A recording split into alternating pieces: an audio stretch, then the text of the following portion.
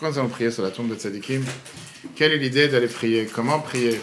Moi, je te parlais à Tzachak qui est à New York avec un groupe, le deuxième groupe de femmes, on a eu le groupe d'hommes il y a 2 semaines, un peu plus que 2 semaines. Le premier groupe de femmes il y a quelques temps. C'est vrai que parfois tu vois des gens qui vont prier sur l'OL ou en général et ça fait de la peine de voir qui viennent, qui déchirent un papier, qui ressortent, ils n'ont pas forcément compris qu'est-ce qu'ils sont partis faire, pourquoi ils sont partis prier, quelle est l'importance de cet endroit. Pas seulement l'OL, mais prier sur la tombe des Tzadikim en général, et particulièrement quand on va parler du Rabbi, puisque c'est le sujet de ce soir, surtout que c'est pas par hasard qu'on est là aujourd'hui. On a béni ce Shabbat, on a béni le mois de Shabbat. Et dans 10 jours, on a le jour de Yudjvat. Le jour de Yudjvat, qui est le jour que le Rabbi est devenu Rabbi à 73 ans. Le jour où le Rabbi précédent nous a quittés. Et il y a tellement de discours du Rabbi par rapport à ce sujet qui expliquent justement, c'est important de comprendre, ce qu'on va voir aujourd'hui ensemble ce soir, important de comprendre les sources, d'où ça vient. Ce n'est pas une invention de Lubavitch, comme beaucoup de gens parfois peuvent penser. Ce n'est pas une invention qui a existé récemment, qui n'existait pas avant. C'est quelque chose qui est écrit dans tous les temps, depuis le début de la Torah, ce qu'on va voir, je vais essayer de passer rapidement aujourd'hui.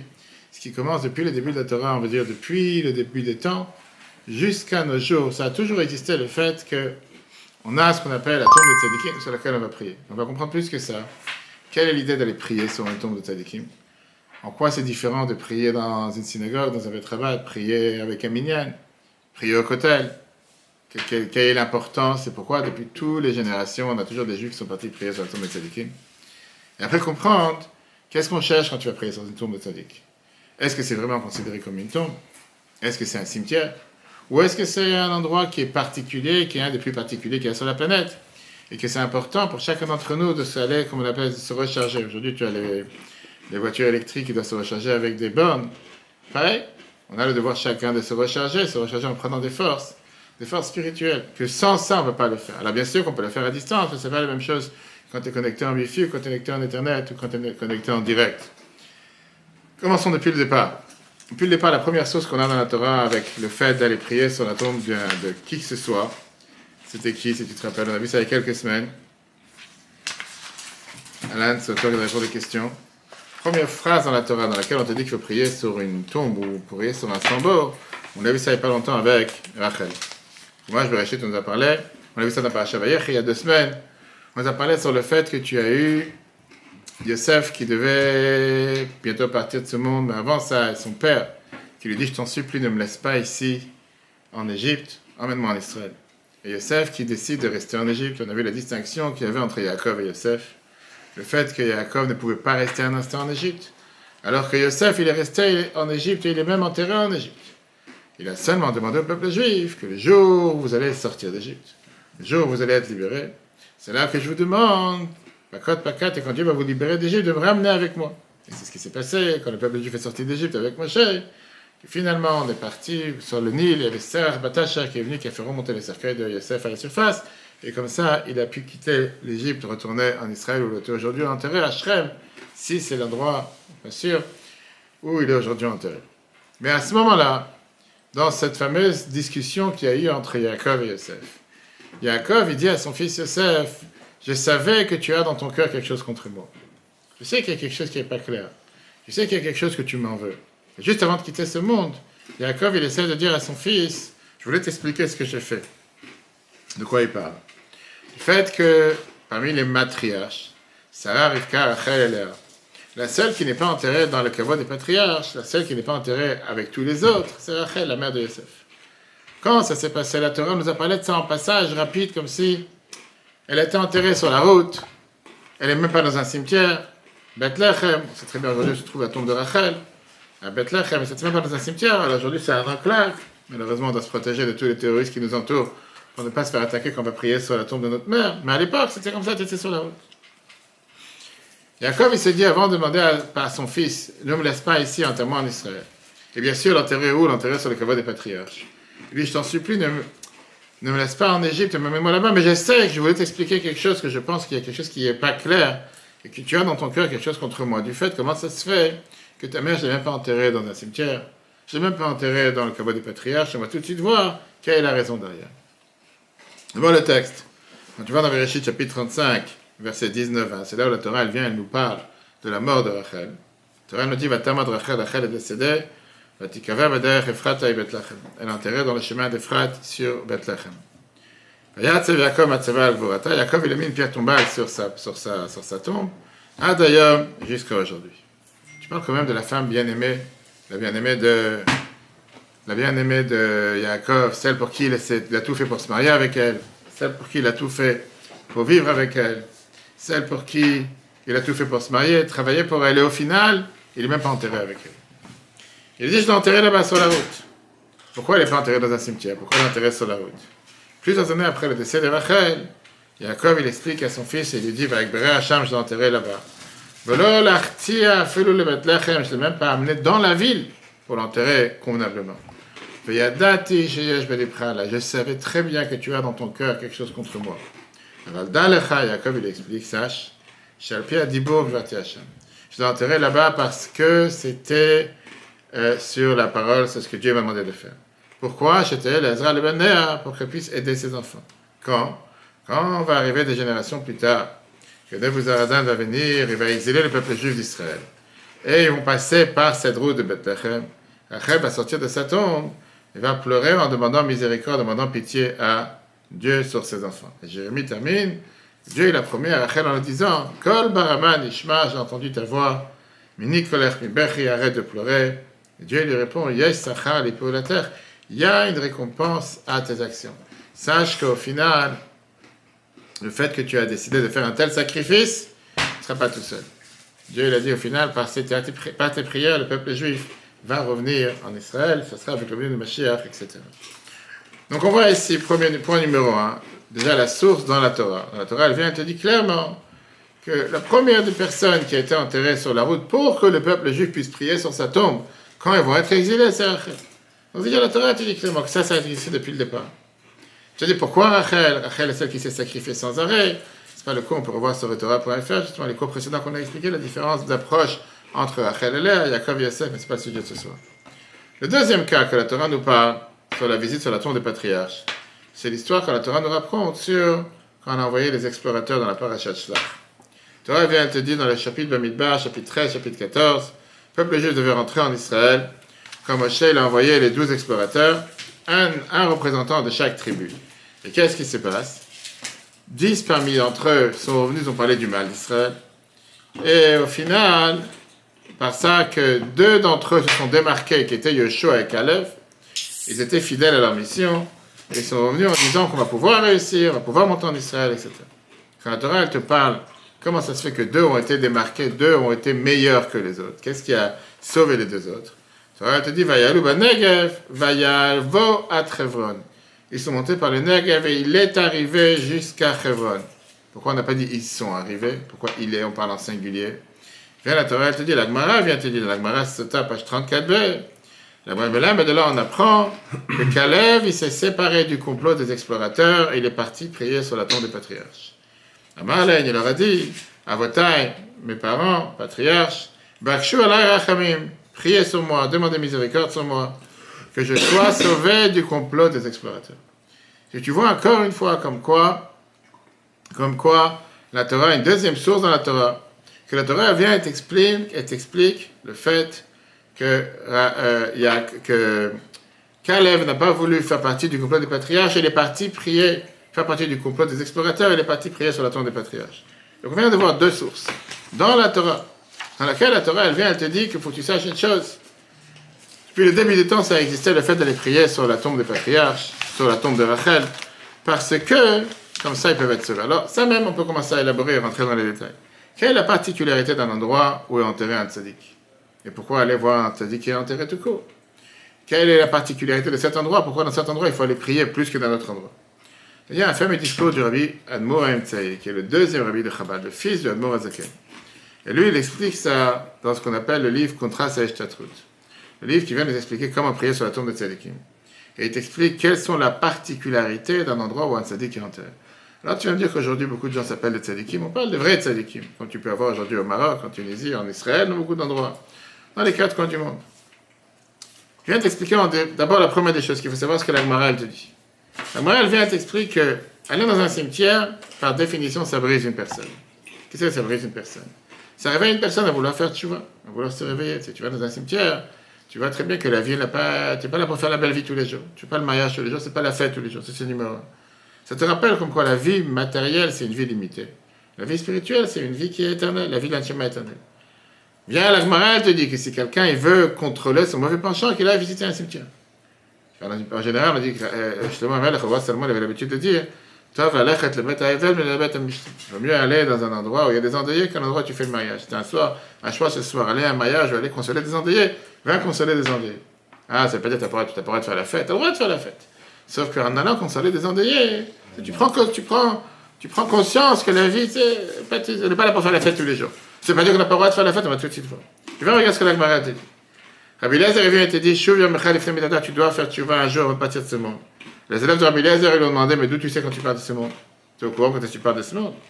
Il a répondu, à la plus forte raison, tu dois faire tchouva aujourd'hui, parce que demain, ça se peut que tu ne seras pas là demain. On n'est pas garanti si on sera là demain.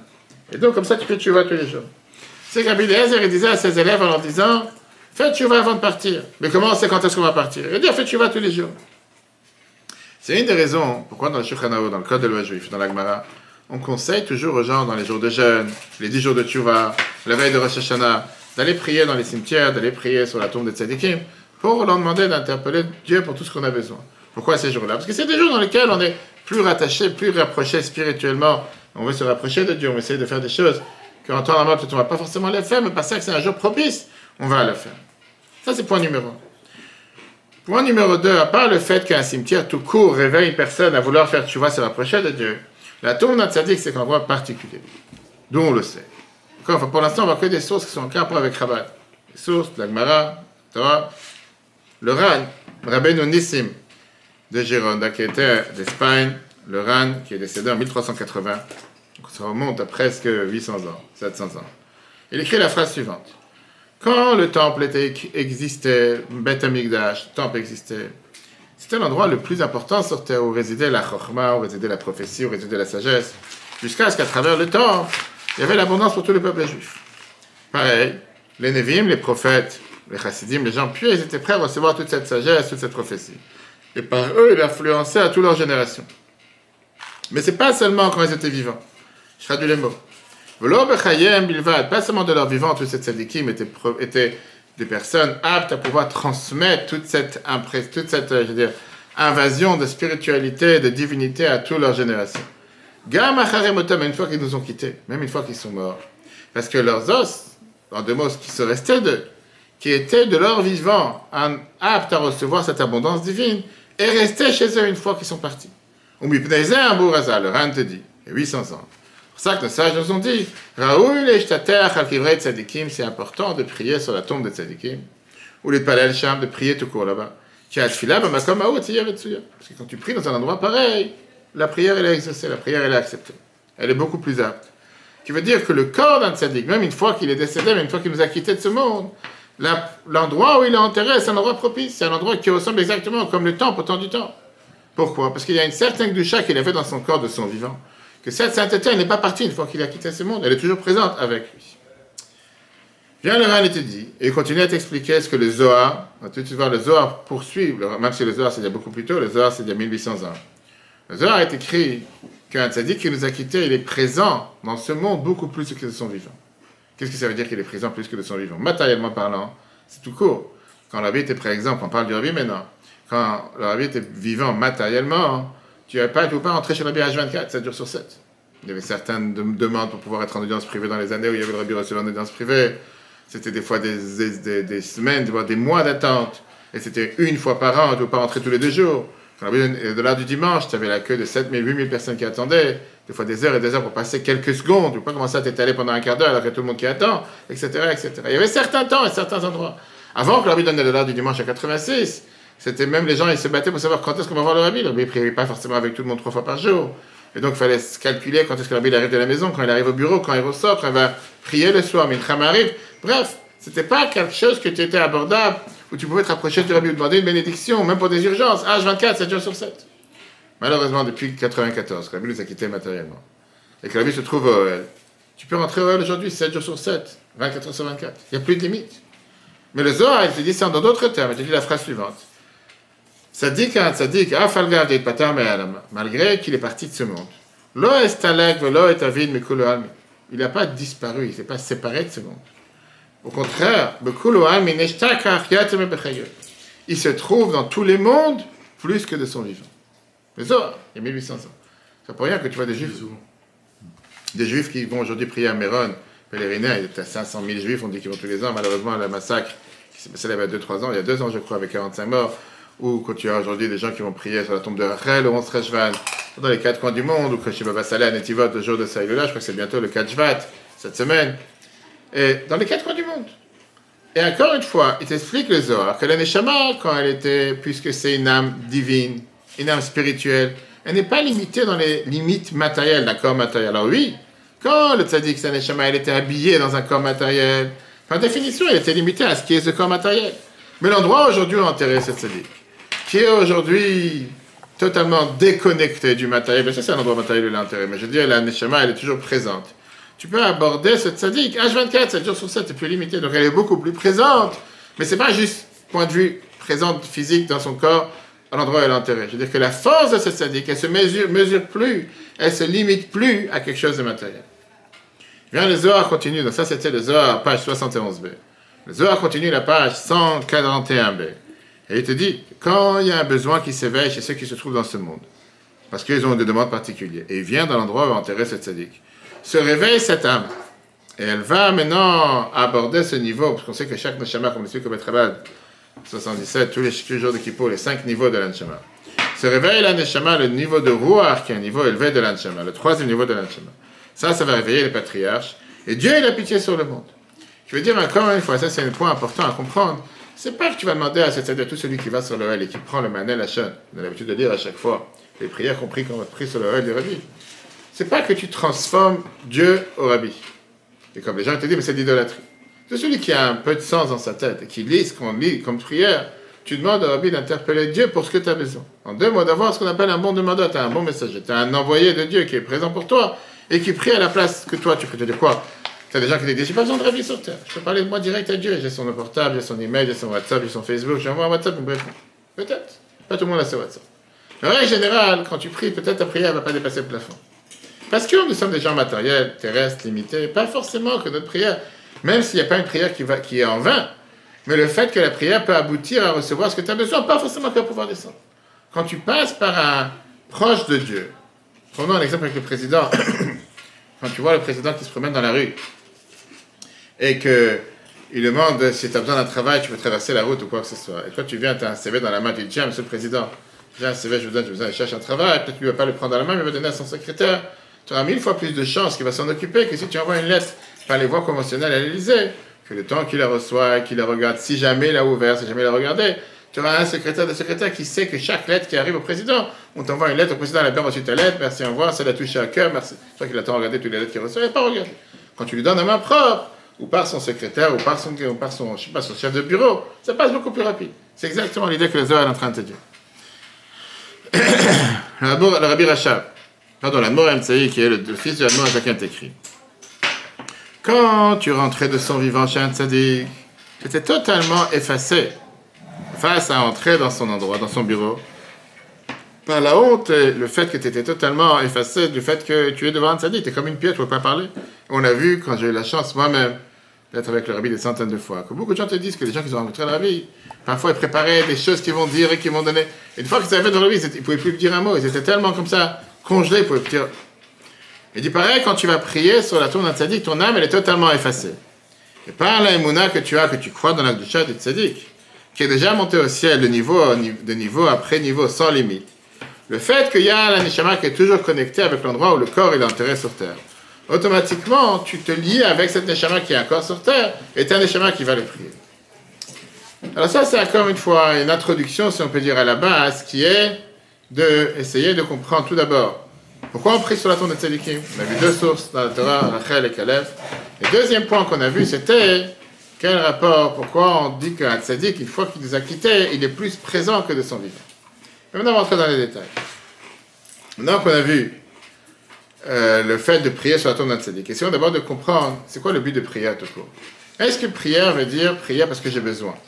Est-ce que prière, c'est pas forcément parce que j'ai besoin de quelque chose? Ou est-ce que la prière, c'est pas parce que j'ai besoin de quelque chose? Qu'est-ce que tu cherches en priant? Je te demande la question.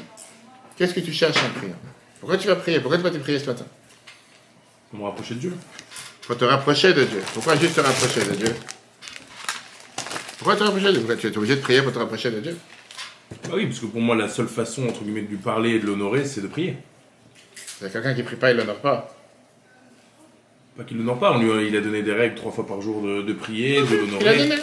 C'est la seule chose qu'il a demandé De à le faire. louer, Il y a de- 613 commandements, il n'a pas donné que ça à faire. Oui, mais il faut le louer tous les jours, le dire, reconnaître sa grandeur tous les jours. Alors pourquoi tu Pour la vas prière. pourquoi tu vas prier? Juste pour l'honorer. On a besoin de ça pour avancer. On a besoin de ça pour avancer. Si on prie pas, on ne peut pas avancer? Non. Ok. Qu'est-ce que tu dis, Moi, toi? spécialement dans ma vie, quand je prie le matin, ça me donne un boost très fort. Ok. Ça me permet d'avoir une confiance en moi qui est plus forte que si Parce je que fais pas vous avez la chance de savoir c'est quoi l'importance de prière. Et quelqu'un qui ne connaît pas c'est quoi l'importance de prière. Qu'est-ce que tu dis, toi, monsieur le rabbin? Moi, Oui. prier c'est important. Mais c'est quoi pour moi? Et c'est quoi pourquoi? De quoi prier? Oui. Pourquoi faut prier? Pour demander, pour remercier. Pour demander, pour remercier. Tu dis bien. Et quoi d'autre? Si j'ai rien à demander, j'ai rien à remercier. Pourquoi je devrais prier? pour louer Dieu. Pour... Ok. Bien sûr, pour Il peut être loué par quelqu'un d'autre. Il a besoin d'être loué par moi. Il a besoin que chacun le loue. Et quelqu'un d'autre va le louer à ma place. Oui, sauf que le problème, c'est quoi? C'est qu'on ne peut pas ne pas remercier Dieu. On ne peut Pourquoi? pas avoir aucune raison de remerciement. Encore une fois, ça c'est pour quelqu'un qui s'y connaît. Quelqu'un qui s'y connaît pas. Forcément dit, moi j'ai rien besoin, j'ai rien demandé. Mais c'est quand quelqu'un qui ne s'y connaît pas, c'est souvent quand il est triste ou il est malheureux. Donc c'est pas. Ok. C'est par, C'est ce qu'on va voir. on va dire quelque part, c'est pas de l'intérêt, mais c'est soit par dépit ou soit par intérêt quelque part. On connaît On est en train de vivre justement avec les 10 plaies. On a parlé ça longuement au travail d'aujourd'hui. Sur le fait que le but des 10 plaies n'était pas tellement pour les Égyptiens, était plus pour les Juifs. C'était pour que le monde entier réalise qu'il y a un Dieu sur terre. Ça, c'était le but des 10 plaies. Le fait de prendre conscience qu'il y a un Dieu qui gère la nature, qu'il y a un Dieu qui gère le monde, les choses ne se passent pas de manière comme ça naturelle, etc. Quand on parle de la prière, bien sûr que tu parles à Dieu du fait que tu reconnais qu'il n'y a que Dieu qui peut fixer le sort du monde et qu'il n'y a personne d'autre à part Dieu. Mais tu ne pries pas au tzaddik qui est enterré dans cet endroit. Tu pries à Dieu par l'intermédiaire de cette tzaddik. Et ça, c'est la base, comme j'ai dit tout à l'heure, de ce qu'on dit dans le Mahané Lachad. Quand tu prends cette fameuse brochure, ce fameux texte qu'on lit quand on est sur l'Orel, d'abord, on te dit à chaque fois, on te dit qu'on est venu prier à Dieu et de demander au tzaddik de prier à Dieu pour nous, de nous envoyer la bénédiction, la réussite de tout ce qu'on a besoin, de guérir nos maladies, de nous sauver des ennemis, de nous sauver des voyous, de donner au peuple juif un bon cadeau, un bon panassa, etc., etc. Ça veut dire quoi? Que tout ce texte qu'on lit dans le Mahané Lachad, ça montre ces deux points qui sont interconnectés. Que d'un côté, tu parles à Rabbi pour lui demander d'interpeller Dieu pour tout ce qu'on a besoin. Et ça nous montre aussi comme quoi on lève les yeux vers Dieu, comme on parle à Dieu dans la prière. Sauf à travers l'intermédiaire, comme on a dit, d'un ange qui est là pour parler à Dieu pour nous. Maintenant, le but de la prière, comme certains disent, et comme certains ont dit ici, c'est aussi pour remplir nos besoins personnels. Mais à part ça, que le but de la prière, c'est pour remplir nos besoins personnels, tu as des gens qui vont dire, j'ai rien besoin. Le but de la prière, c'est de s'attacher, de ressourcer sa vie avec Dieu. D'attacher notre neshama avec Dieu. C'est pour ça que la tefila, c'est comme Hana nous a appris, qui était la mère de Shmuel, je versais mon âme devant Dieu. Le but de la Hamida, qu'on considère la partie la plus intime de la prière, ça vient refléter justement ce don de ce caractère personnel, de lien que nous avons avec Dieu. Et c'est pour ça que l'idée que quelqu'un d'autre prie pour toi, c'est a priori contradictoire avec l'idée même de la prière. Parce que c'est vrai que c'est écrit dans la Gemara et dans plusieurs endroits, que c'est mieux qu'un malade prie pour soi-même que quelqu'un d'autre prie pour lui. De l'autre côté, la Torah nous dit aussi, quand tu pries pour quelqu'un d'autre, automatiquement, tu mérites que tes prières à toi soient exaucées. Et tout celui qui prie pour quelqu'un d'autre qui est dans le besoin, Dieu lui exauce aussi ses prières. Regardons deux sources. La Gemara Bavli Babakama, page 92, nous dit, tout celui qui prie pour son ami et il a besoin de la même chose, Dieu lui répond à ses prières. Ça, c'est d'un côté. Tu veux dire, le fait que tu pries pour quelqu'un d'autre, automatiquement Dieu il écoute ce que tu as besoin de toi. De l'autre côté, on a la Gemara Shabbat qui nous dit, clairement, que celui qui a un malade dans la maison, celui qui a un membre de famille qui a besoin de quoi que ce soit, il doit prier l'associer parmi tous les autres malades du peuple juif. C'est pas ça que tu pries pour les autres, automatiquement ta demande à toi va être exaucée. Ça, c'est d'ailleurs les prières qu'on fait dans la Hamida. Quand tu regardes la prière sur la santé ou la prière sur la guérison, on te dit dans la prière de la guérison, Refaeinu Hashem Venerafe. On demande à Dieu que Dieu nous guérisse, que Dieu nous sauve. On voit bien que la majorité des prières, elles sont dites en langage pluriel, pas en langage singulier. On voit ça dans plusieurs prières, on voit ça dans nos besoins, que ce soit la parnassa, que ce soit la sagesse, que ce soit demander pardon pour nos fautes. Et ça, c'est le point numéro 1. On ne prie pas que pour soi, on prie pour tout le monde. Deuxièmement, quand on demande aux autres de prier pour nous, c'est aussi par l'intermédiaire d'un tzaddik. Comme on l'a dit tout à l'heure, dans Bereshit, on voit clairement l'histoire d'Abraham et Avimelech, comment, quand Abraham il a prié à Dieu pour qu'il guérisse Avimelech, puisqu'il avait kidnappé Sarah, automatiquement il était perdu. On voit dans la Gemara que la Gemara va battre à page 116a te dit la fameuse phrase. C'est celui qui est un malade à la maison, il doit aller voir un chacham qui prie pour lui. On a centaines de sources dans le Tanakh, dans la Bible et dans les paroles de nos sages, comme quoi l'importance de prier chez quelqu'un d'autre, chez un tzaddik, pour pouvoir être sauvé. Donc si on résume ce qu'on vient de dire jusqu'à présent, il y a deux idées dans la prière, qui apparemment sont contradictoires. Premièrement, la tefila, c'est une fête de s'attacher avec Dieu à un niveau personnel, qui passe de ton cœur, des paroles, de ce que tu as besoin de parler à Dieu pour ce que tu as besoin. Deuxièmement, le fait de parler par des autres, de prier par des autres, de demander à des autres de prier pour toi, ça vient montrer comme quoi j'ai un ego qui est totalement dégonflé, et que je ne pense pas que par mes propres forces je vais m'en sortir, et que j'ai besoin et j'ai obligé de faire appel à quelqu'un d'autre pour prier pour moi. Et la réalité, elle est qu'il n'y a pas de contradiction entre les deux. Donc, comme on va tout de suite voir dans la suite, en réalité, ça se lie, l'un avec l'autre sont liés. Pourquoi? D'abord, c'est connu ce que Rabbi Akiva te dit. Tu aimeras ton prochain comme toi-même, c'est une base de la Torah. La plus grande base de la Torah. Et bien, il te dit, ça c'est toute la Torah, et tous les restes, c'est des commentaires. Maintenant, à ça, il y a deux questions. Est-ce que vraiment tu peux aimer ton prochain comme toi-même? Est-ce que c'est possible d'aimer son prochain comme toi-même? C'est une belle phrase. Mais est-ce que concrètement, c'est possible, c'est faisable? D'abord, il y a un doute. Est-ce que quelqu'un il est capable de faire la différence et la distinction entre soi-même et l'autre? C'est-à-dire aimer ton prochain comme toi-même. Il faut d'abord s'aimer soi-même avant d'aimer l'autre, numéro un. Disons que tu arrives à aimer le prochain comme toi-même. Pourquoi tu me dis que ça c'est toute la Torah? Comment est-ce possible que ça représente les 613 commandements? Il n'y a pas Shabbat, il n'y a pas Kashrut, il n'y a pas Tfilin, il n'y a rien d'autre. Il n'y a que aimer son prochain comme toi-même. Viens là, nous, à Zakia, dans le Tanya, chapitre 32. Et viens, il te dit qu'en réalité, la question, elle est qui je suis? Qui je suis, pour qui je me considère? Qui est mon vrai moi? Où est ma vraie satisfaction dans la vie? Dans ma vie matérielle ou dans ma vie spirituelle? Viens là, nous, à Zakia, il te dit que par ça, que tu rends ton âme essentielle et ton corps secondaire, c'est là que tu peux arriver à l'amour envers l'autre parfaite. Parce qu'il y a seulement les corps qui nous divisent. Mais à part les corps dans nos âmes, nous sommes totalement unis.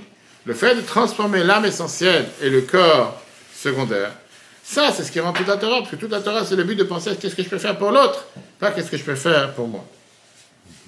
La majorité d'entre nous, nous sommes comme des personnes que on va gérer la vie plus ou moins de manière, on va dire, c'est comme robotique, tous les jours la même chose. Mais on voit comment parfois on dépend plus de soi-même, on fait plus attention à notre ego qu'à quelqu'un d'autre. Parce que parfois tu peux agir avec la plus grande bienveillance avec quelqu'un d'autre. Et 5 minutes après, tu peux t'inquiéter à ton propre bien-être, et pas forcément le bien-être de quelqu'un d'autre. Parfois tu vas agir avec des pulsions, avec des sentiments, avec un engouement envers faire telle ou telle bonne chose. Et juste après, tu peux agir avec de manière calculée, de manière rationnelle, de manière pesée. Parfois tu vas laisser tes pulsions matérielles dicter ta manière d'agir, et parfois tu vas laisser ton aspect spirituel gérer ce que tu veux faire. La réalité là, c'est que nous ne sommes pas des gens bipolaires. Nous sommes loin d'être des gens bipolaires. On peut plutôt dire qu'on a plusieurs aspects qui nous expriment, comme le mot Zakat est décrit dans le Tanya au départ, on a l'âme divine et l'âme animale.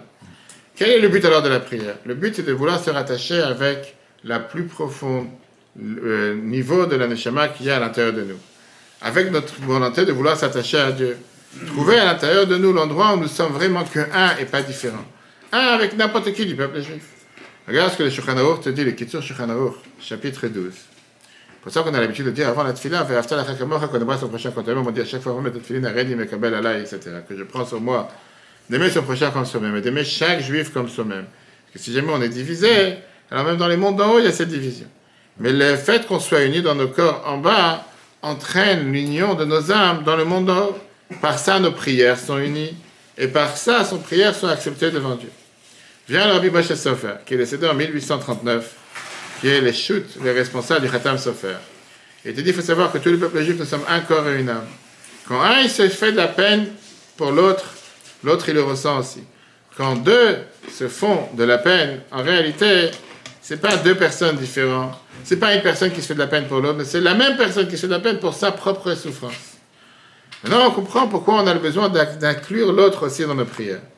Le fait qu'on voit que chaque prière que la Torah nous décrit, ce sont des prières qu'on ne parle pas en langage singulier, mais en langage pluriel. Parce que par ça qu'on prie avec les autres et qu'on s'associe avec la souffrance des autres, automatiquement, c'est pas quelqu'un d'étranger, c'est comme si je prie pour soi-même. Ça, c'est la raison pourquoi on va demander à un tzaddik de prier pour soi. Parce que quand tu demandes à un tzaddik de prier pour toi, la prière, elle est acceptée de manière beaucoup plus facile. Le tzaddik, c'est quelqu'un qui n'a pas d'ego, qui n'a pas de sentiments personnels, qui n'a pas de besoins personnels. Automatiquement, il ressent beaucoup plus chaque juif comme si c'était son propre manque. Quand il prie pour le manque que tu as, automatiquement, c'est comme s'il prie pour soi-même, pour son propre manque. C'est pas qu'il prie pour un étranger ou pour quelqu'un d'autre. Vous savez très bien que quand quelqu'un il a un enfant, un parent, un proche, un mari, une femme, qui a besoin de quoi que ce soit, tu pries pour eux. Tu pries parce que tu te sens connecté avec la personne, tu te sens lié avec la personne. Tu connais la personne, tu sais ce qui lui manque. C'est pas un étranger, tu fais télé pour quelqu'un que tu connais pas. Là, tu connais la personne, ça te parle beaucoup plus, ça te touche beaucoup plus. Parce que tu te sens comme si tu pries pour la personne par rapport à toi-même. Pas par rapport à quelqu'un qui est totalement déconnecté ou quelqu'un qui n'est pas en contact ou quelqu'un qui t'a demandé de prier, bon, tu vas faire un psaume, mais ça s'arrête là. Imagine-toi quand tu pries à quelqu'un qui s'identifie avec chacun d'entre nous, sans distinction, qui ressent la souffrance de chacun, qui ressent la peine de chacun. Automatiquement, tu peux t'identifier avec la personne beaucoup plus que si c'est un étranger qui prie pour toi, ou toi tu es un étranger par rapport à lui. Et ça, c'est la qualité qu'on a quand tu pries par un tzaddik. Un tzaddik qui ressent chacun, qui ressent le besoin de chacun.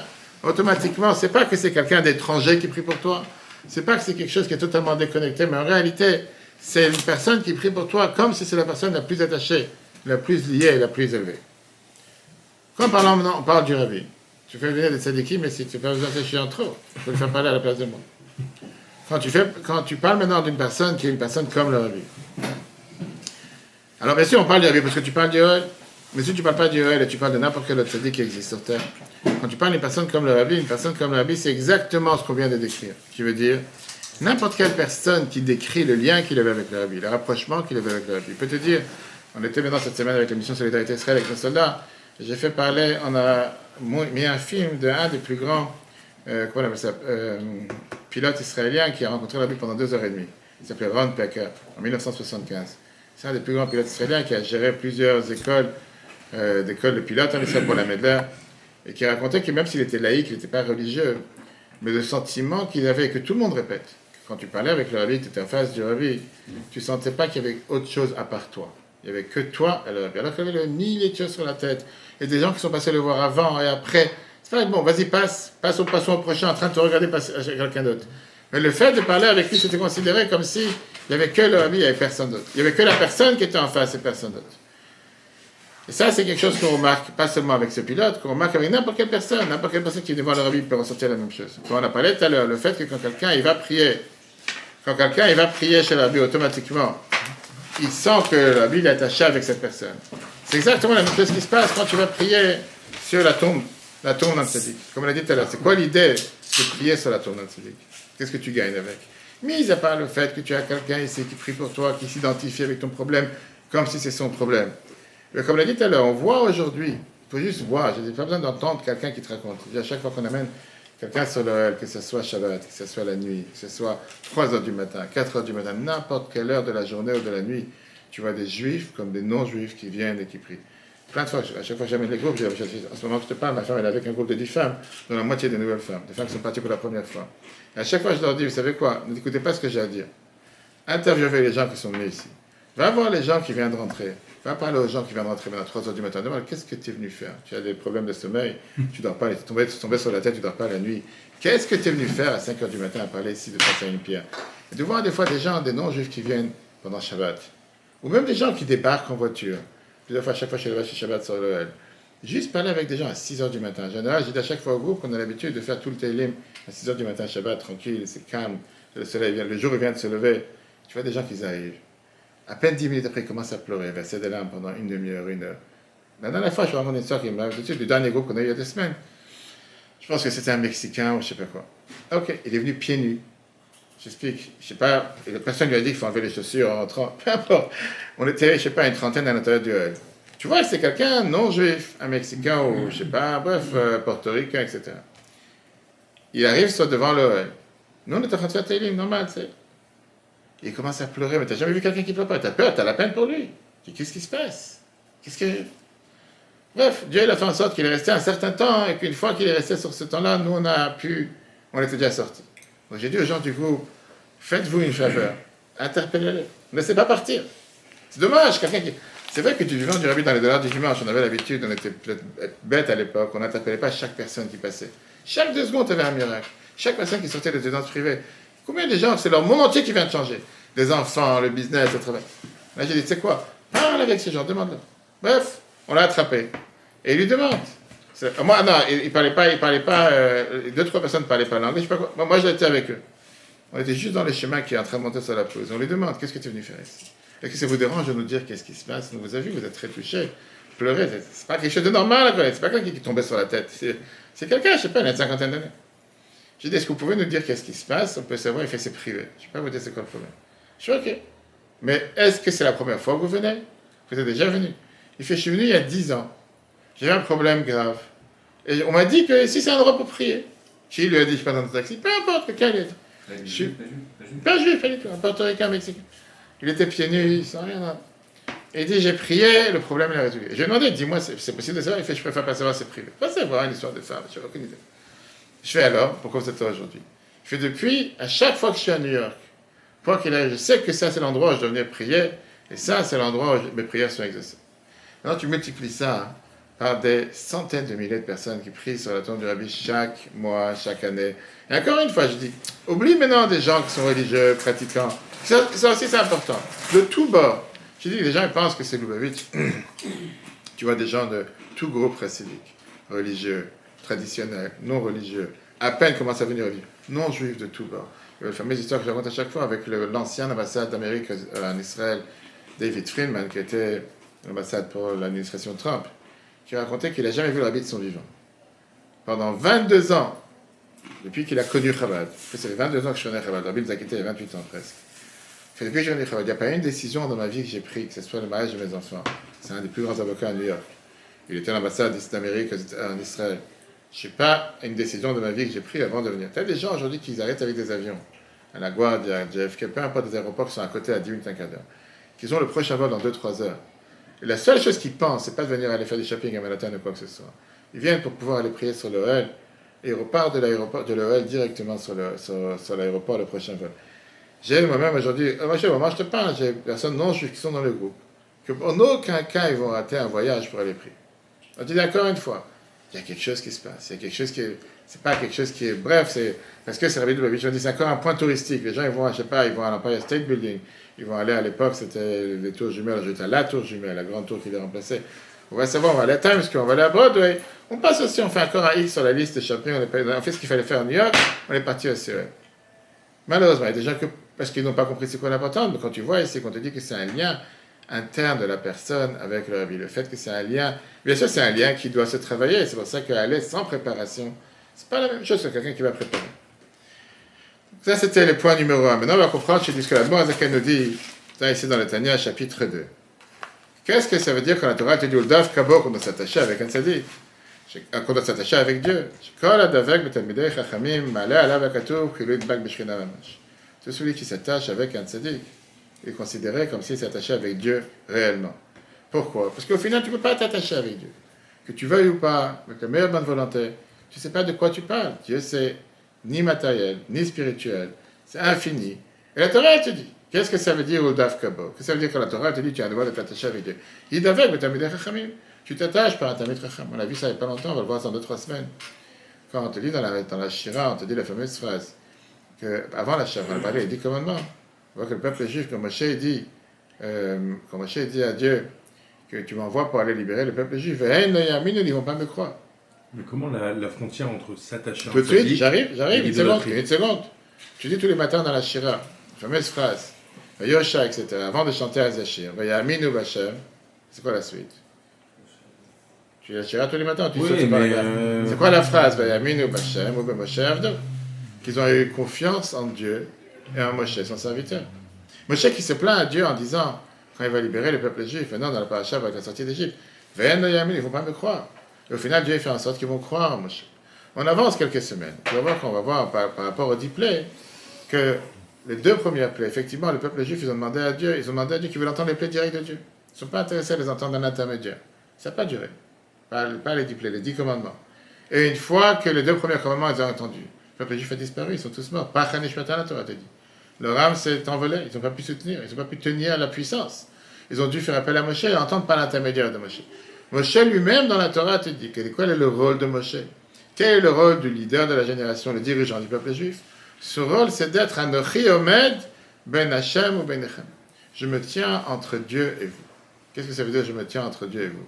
C'est pas que je suis quelqu'un qui fait une division. Je suis là pour vous rattacher. Puisque nous, on n'est pas capable de parler à Dieu directement. Bien sûr, quand tu fais la tefila, tu parles à Dieu.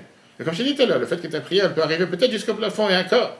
Elle va arriver encore, le plafond d'au-dessus. Ok, le voisin d'en dessous, il va dire, ça va arriver quelques mètres. Mais pas plus loin que ça. Pas parce qu'on est grossier, matériel, terrestre. Parce que pas forcément qu'on a tous les mérites qu'on a besoin de sortir. Et ça se peut que ça vient d'une âme la plus pure et la plus saine. Mais au final, comme on dit, il n'y a pas une prière qui n'est pas répondue. Mais pas forcément qu'elle est répondue de la manière que tu veux. Tu peux avoir toutes les réponses, mais ça se peut que la réponse, elle est une réponse qui est spirituelle. Ça se peut que c'est une réponse qui est potentielle, ça se peut que ce n'est pas une réponse qui est terrestre. Te dire que c'est garanti que quand tu as prié par l'intermédiaire d'un tzaddik ou du rabbi, la réponse, elle sera 100% ce que tu veux, pas forcément aussi. Du vivant du rabbi, on sait très bien que pas chaque lettre avait une réponse. Pas à chaque fois que tu écrivais, tu devais avoir une réponse exactement ce que tu veux. Tu vas avoir un enfant, tu vas avoir un enfant, tu vas avoir un travail, tu vas avoir un travail. Il y avait des fois qu'il n'y avait pas de réponse. Il y avait des fois que la réponse n'était pas comme tu veux, mais en tout cas, on a ce devoir de se donner le plus de chance. Le plus de chances possible. Tu veux dire quoi? Est-ce que c'est seulement quand j'ai besoin, pour ça qu'il faut que j'aille prier, qu'on est tout à l'heure? C'est pas forcément le fait du besoin. C'est comme les bornes électriques, c'est le fait de se ressourcer, se rattacher. Et ça, tu ne peux pas le faire en te disant une fois par 10 ans, une fois par 100.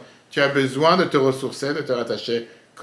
Alors que ce soit, je vais les voitures à 300 km et tu dis, je sais pas, une fois par jour. Si tu fais 300 km dans la journée, c'est 600 km. Pour n'importe quel, chacun, il sent le besoin. Et tu as déjà, j'ai une femme qui m'a dit dans le groupe qui est venue cette semaine, qui est partie à New York cette semaine. Elle disait que moi, je ne vais pas au groupe si le rabbi ne m'a pas appelé. Je sais, c'est intéressant d'entendre. Comment tu sais que le rabbi t'a appelé? Pourquoi le rabbi t'appelle à toi et pas à moi? Moi, j'ai jamais entendu juste pareil, que le rabbi m'appelle. Fait non, moi, j'ai des signes. Si moi, je dois voyager, le rabbi m'appelle. Ok. Moi, je ne pense pas que je suis à ce niveau que je dois attendre que le rabbi m'envoie un signe pour me dire il faut que tu viennes me voir. Alors oui, il y a des gens qui vont te raconter des histoires sans fin, des gens que le rabbi est venu en rêve et qui leur a dit qu'il fallait les voir. Mais au final, ce lien de pouvoir se ressourcer, de pouvoir se rattacher, de pouvoir ressourcer ton âme, c'est quelque chose que tu ne peux pas vivre sans ça. Alors, c'est comme la centrale électrique. Tu peux ne pas être au courant où est la centrale qu'il y a dans la maison. Et qu'est-ce qui fait disjoncter le bouton qu'il y a chez toi par rapport à ce qu'il y a dans la cave? Je ne sais pas si c'est géré ici dans tout le bâtiment ou dans la ville. Au final, il existe. Que tu veuilles ou pas, il existe. Tu peux penser que tu peux être égoïste, que tu n'as que ton tableau électrique qui fonctionne. Et que sans ton tableau, tout le reste, ça n'a absolument rien à faire. Mais au final, que tu veuilles ou pas, là, derrière ton tableau, il y a toute une installation qui se passe, qui va jusqu'au rez-de-chaussée, qui va jusqu'à la cave, qui va jusqu'au quartier, la rue, qui va jusqu'à la ville, et que c'est ça qui donne la force ou la puissance au bouton qui est dans ta chambre, qui fait que quand tu allumes, ça éclaire. Quelqu'un qui est intelligent, il connaît ça. Quelqu'un qui est intelligent, il sait que mon tableau ne vaut absolument rien si je n'ai pas toute l'infrastructure qu'il y a derrière. Quelqu'un qui ne veut pas réfléchir, il se dit non, c'est mon tableau qui dépend. Avec mon tableau, je me débrouille. Regarde ce qui se passe aujourd'hui en Ukraine avec nos chauffeurs. En arrivant, j'ai reçu une vidéo d'un ami à moi. Pourquoi ils apprennent en souterrain à Jitom, mais il n'y a pas d'électricité dehors. Il y a les sirènes d'alarme pour les missiles qui tombent. Mais ils sont en train d'apprendre dans les souterrains avec la prière, le chemin, je montrerai après les vidéos. Tu peux avoir la plus belle installation dans ton bâtiment. Tu peux avoir construit la plus belle maison dans ta maison, dans la ville.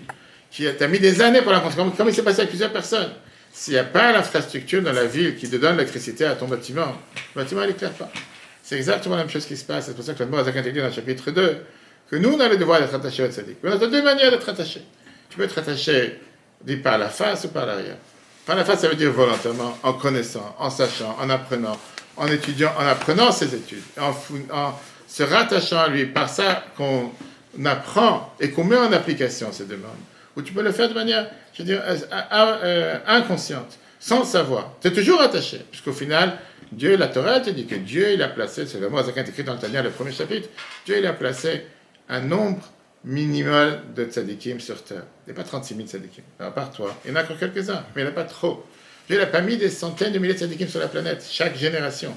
Dieu, il a fait en sorte que sur chaque génération, il y a un très petit nombre de tzadikim qui sont présents, qui font vivre toute la génération, tous les peuples juifs. À nous, le devoir de s'apprendre, et à nous, le devoir de s'attacher, et les gens qui ne savent pas. C'est comme tout sur terre.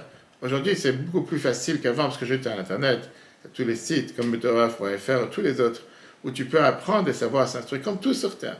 Ça n'existe pas une personne qui te dit « j'ai jamais appris, je ne veux pas savoir ». Tu n'as pas appris. Si ça t'intéresse, ou si on t'a donné le goût, si tu veux t'intéresser, tu apprends et tu connais. Continuons la suite. Et ça, c'est le deuxième point que la Noazak est écrit dans le Code, chapitre 27. Il vient et te dit comme quoi il y a des gens qui ont eu la chance de rencontrer le Rabbi de son vivant, ou qui ont eu la chance de rencontrer un tzaddik de son vivant. Et donc ils savent de quoi tu parles.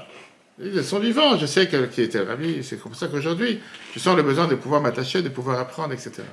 Mais qu'est-ce qui se passe avec quelqu'un qui n'a jamais rencontré le Rabbi de son vivant? C'est pas de quoi tu parles. Il dit, j'aurais bien voulu, j'ai pas eu cette chance. Et la vérité, c'est ce qui me fait de la peine le plus aujourd'hui. Et tous ces juifs avec qui on est en contact, les gens qu'on amène sur la vie, etc., qui viennent et qui te disent qu'on aurait tellement voulu le connaître de son vivant, on aurait tellement voulu le rencontrer, pouvoir lui poser des questions, pouvoir l'interviewer, peu importe, mais il a une question. C'est sûr que c'est pas la même chose pour quelqu'un qui a eu la chance de connaître le Rabbi de son vivant. C'est pas la même chose que quand tu as connu et quand tu as aujourd'hui, tu n'as pas eu cette chance.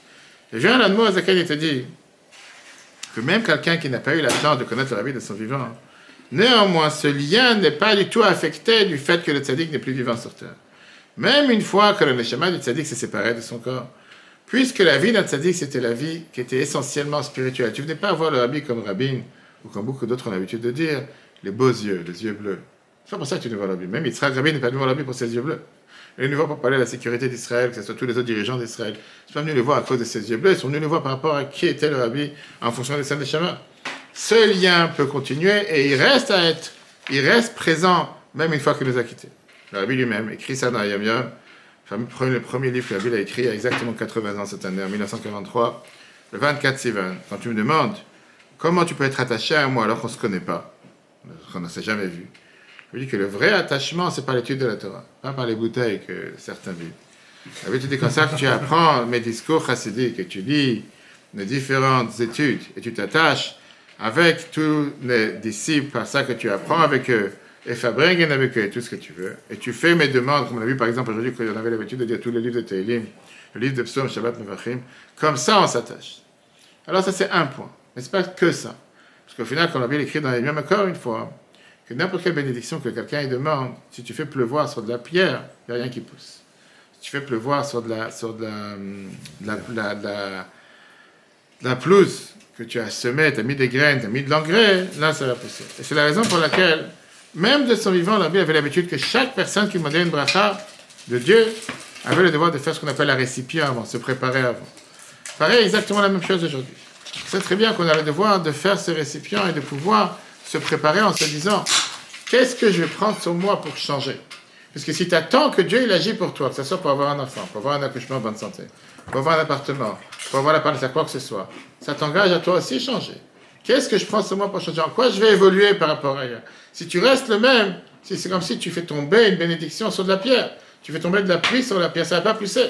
La pluie peut donner un pousser seulement quand il y a ce qu'on appelle l'engrais, les graines, la pelouse, et là ça va pousser. Et ça c'est le devoir personnel de chacun. C'est pour ça que la Mishnah te dit, tu dois avoir un rave, quelqu'un qui te guide, et qui te dit comment avancer, comment évoluer dans la vie de tous les jours. On ne peut pas terminer, avant de le mentionner, encore un point. C'est un fameux discours que la Bible a prononcé il y a exactement presque 70 ans. C'est en 1953. 53, ça fait 70 ans. 54, ça fait 69 ans. La Bible a prononcé le 10 juin que le fait d'aller prier sur la tombe d'un tzaddik, c'est le niveau de sainteté le plus élevé, encore plus que le niveau du temple aujourd'hui qu'on est en exil. Pourquoi? Parce que la Torah te dit que quand Mashiach va venir, quand il y a la résurrection des morts, il y aura comme des tunnels qui vont passer depuis l'endroit où les tzaddikim sont enterrés dans les quatre coins du monde, qui vont les connecter directement au sein des saints. Le fait que ces tunnels sont déjà présents, c'est pas quelque chose qui va se passer comme Mashiach, mais qui sont déjà présents dès aujourd'hui. Aujourd'hui, dans l'endroit où il y a eu le temps, c'est un endroit où malheureusement on voit que la galoute, l'exil est beaucoup plus grand. C'est vrai qu'aujourd'hui, quand tu vois ce qui se passe à l'endroit sur le mont du temple, à tel point on ne rentre pas maintenant dans la politique, où même un juif ne peut pas faire schéma ou une prière. Je ne sais pas si on a le droit de rentrer ou pas le droit de rentrer, les endroits où on peut ou pas. Au final, c'est un endroit où l'exil se ressent beaucoup plus forte. L'Akdusha qu'on a aujourd'hui, où on peut ressentir l'Akdusha la plus forte au moment qu'on est en exil, par rapport à l'endroit le plus important, c'est l'endroit où se trouve la tombe de Tzaddik. On avait dit plus que ça, le fait de savoir que c'est un lien, un endroit qui est attaché avec l'endroit où se trouvait le temple. Parce que tu vas prier sur la tombe de Tzaddik, automatiquement, ça affaiblit toutes les forces du mal, ça affaiblit tous les mauvais penchants que tu peux avoir. Ça fait en sorte que si jamais tu as des difficultés dans ton service de Dieu, par ça que tu es parti prier sur la tombe d'un tzaddik, automatiquement tu es garanti et tu es protégé. C'est comme si tu as pris un vaccin, ou comme si tu as pris des vitamines, ou peu importe comment tu vas appeler ça, qui fait en sorte que tu ne vas pas tomber, tu vas ressortir avec des forces. C'est la réalité, là encore une fois. Quand tu parles des gens qui sont partis, et qui ressort, on ressort tellement différent. On ressort tellement, encore une fois, avec une préparation, pas en rentrant sans préparation. On ressort tellement différent et on ressort comme si on est une autre personne qui n'est pas la même qu'on était jusqu'à présent. Au final, qu'est-ce qu'on attend de chacun d'entre nous? Pas seulement d'aller prier sur la tombe d'un juif, mais le devoir de chacun d'entre nous, c'est de se dire que si on a la chance de pouvoir aller prier en étant prêt, en étant préparé, en prenant ce soir des bonnes résolutions. Tu vas prendre des résolutions sans fin. Que ce soit prendre des résolutions pour évoluer dans les bitzot, évoluer dans la prière, évoluer dans l'étude. Pas juste s'asseoir et boire. Étudier, et tu boiras de l'eau, ça c'est bien. Mais se dire que si je prends ce mois d'aller, et encore une fois, comme il a dit tout à l'heure, je ne sais pas que c'est qu'il y a un des deux qui a dit tout à l'heure, ça n'existe pas quelqu'un qui n'a pas de quoi remercier. Ça n'existe pas quelqu'un qui n'a pas qui se dit, j'ai rien à demander. Parce que la réalité, elle est qu'on est tous vulnérables. On est tous aujourd'hui finis, on n'est pas infinis. Et qu'aujourd'hui, surtout quelqu'un qui va avoir un enfant, combien on est redevable? Combien de gens sur Terre? Je parlais avec un couple la semaine dernière. Ah oui, j'étais à Gagnevnez, j'avais les cours à Gagnevnez, on parlait justement avec je sais pas si tu te rappelles, avec Brian, Sacha, etc. J'avais un cours avec Jordan dimanche soir, à Givat Shmuel, et lundi soir avec Brian, Sacha. On parlait sur le fait du mariage, des enfants, etc. Je suis quelqu'un qui n'a pas visité une maternité. C'est quelqu'un qui n'est pas en contact avec tous les problèmes de fertilité et de stérilité qui existent aujourd'hui. Il pense que c'est tout à fait normal. On est marié, 9 mois après on a un enfant, après un autre enfant, et la vie est belle. Quelqu'un qui vit dans le vrai monde, il sait que tu as aujourd'hui tellement de gens qui ont des difficultés pour avoir un enfant. Tellement de gens qui ont des enfants malheureusement avec des malformations. Tellement de personnes qui ont des problèmes de santé. Tu sais comment on est tellement vulnérable, combien on doit être redevable. Quand tu as la chance d'être marié, et tu as la chance d'avoir un enfant, si Dieu veut un enfant en bonne santé, combien on doit être redevable en se disant, pas tout est indu, pas tout est quelque chose que Dieu me doit. Dieu ne te doit absolument rien. Et la meilleure manière, c'est de se dire, je vais évoluer, j'avance. Alors après, tu as des gens qui essaient de faire des changements, je veux dire sans limite. À partir de demain, je vais faire, je sais pas, prier 3 heures par jour, je vais apprendre 3 heures par jour, je vais arrêter de travailler une demi-journée, je vais aller au collège. Va savoir les folies que les gens te sortent. Et combien de temps ça dure? Ça dure en général peut-être une semaine, 1 mois, 2 mois. Après, les gens écoutent. Prends sur toi, dis-toi combien je peux évoluer. Quelle sorte de prière je fais? Si je mets une paire de tefillin, mets la deuxième paire. Si je mets une paire de bas de gamme, mets une paire de bonne gamme. Si j'apprends aucune heure de Torah dans la semaine, il faut absolument que je me fixe au moins 1 heure de Torah dans la semaine. Si dans le cachet, je fais attention à tel et tel chose, je fais attention à un niveau plus élevé. On peut tous évoluer. Ça n'existe pas. On a parlé dans le Mama qu'on a pris ce matin. Quand la Torah te dit que ma chère va faire attends, c'était le cours de Gata Tshuva la semaine dernière, que la Torah te dit que même les tzadikim doivent faire Tshuva. Tshuva n'est pas seulement pour les gens qui ont fait une faute. Tshuva, c'est pour n'importe quel, chacun d'entre nous, chacun à son niveau. On a tous le devoir de changer, on a tous le devoir d'évoluer. On ne peut pas rester toujours le même. Quand on arrive à une période comme le jour de Yudjvat, c'est le jour où Rabbi est devenu Rabbi à 73 ans. C'est un jour, on ne s'imagine pas qu'est-ce que la planète aurait eu l'air aujourd'hui. Le peuple juif, s'il n'y aurait pas eu ce jour de Yudjvat à 73 ans. Imagine-toi, qu'est-ce que c'était à l'époque, 5 ans après la Shoah, 5 ans après l'Holocauste, 5 ans après que le peuple juif a été détruit. Il fallait remonter ce peuple de tous ces centres de l'Holocauste et faire en sorte de cette révolution planétaire qui s'est passée aujourd'hui. Ça même, on doit remercier le bon Dieu qui nous a envoyé la Neshama du Rabbi dans notre génération. Et ça, chacun à son niveau. Le cours sera repris sur Torah.fr, chers amis. Ça, c'était l'introduction. Après, tu continueras avec les grands tzadikim qui sont ici présents. Très bonne soirée à tous, Shavuot Tov, et c'est Dieu va la semaine prochaine. Ça, c'est pour